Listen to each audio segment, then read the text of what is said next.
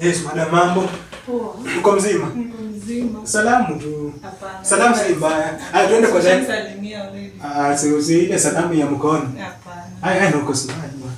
Uko beautiful, asante. Sasa mimi tuende kwa point. Mimi niko vacant na natafuta mtu mzuri kama wewe.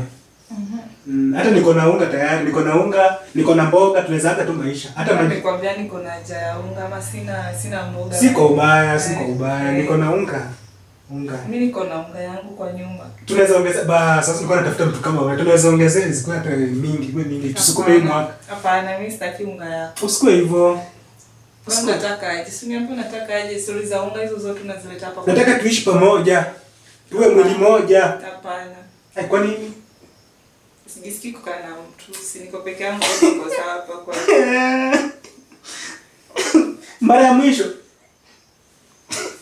Hapana, nimekwambia iwezekani. Kwa nini? Na uko hapa? Hapana.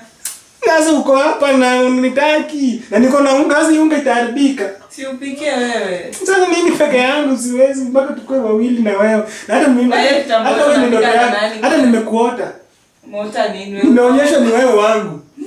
Usikatae hii baraka, imetoka mbinguni. Baraka gani hiyo? Wewe ni wangu.